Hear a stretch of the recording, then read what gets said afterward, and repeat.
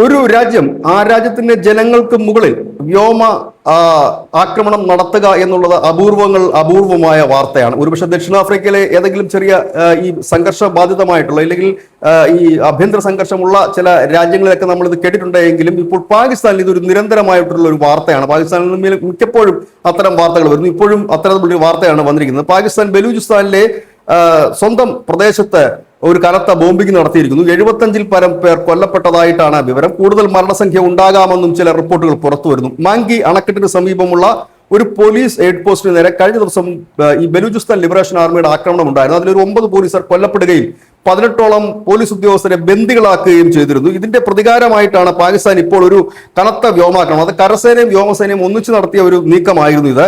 പാകിസ്ഥാന്റെ തെക്ക് പടിഞ്ഞാറൻ മേഖല എന്ന് പറയുന്ന ആ ഒരു പ്രദേശത്ത്, ബലൂചിസ്ഥാന്റെ ഒരു പ്രദേശത്ത്, വലിയ ആൾപ്പാർപ്പില്ലാത്ത ആ പ്രദേശത്താണ് വലിയ സംഘർഷം പതിറ്റാണ്ടുകളായി നടന്നു വരുന്നത്. ഇവിടെയാണ് ഇപ്പോൾ ഈ ബോംബിംഗ് നടന്നിരിക്കുന്നത്. ഇത് ഇറാന്റെയും അഫ്ഗാന്റെയും അതിർത്തിയോട് ചേർന്ന് കിടക്കുന്ന ഒരു പ്രദേശം കൂടിയാണ്. ചൈനയുടെ ബെൽറ്റ് ആൻഡ് റോഡ് പദ്ധതിയുടെ പ്രഭവ കേന്ദ്രം കൂടിയാണ് ഇവിടെയാണ് ഇപ്പോൾ ഒരു ബോംബിംഗ് നടന്നിരിക്കുന്നത്. ഏതായാലും കഴിഞ്ഞ കുറെ നാളുകളായി പാകിസ്ഥാനിൽ പുകഞ്ഞുകൊണ്ടിരിക്കുന്ന ആഭ്യന്തര സംഘർഷത്തിന്റെ ഏറ്റവും പുതിയൊരു വാർത്തയായി തന്നെ നമുക്കിതിനെ കാണേണ്ടി വരും. News desk, news India Malayalam.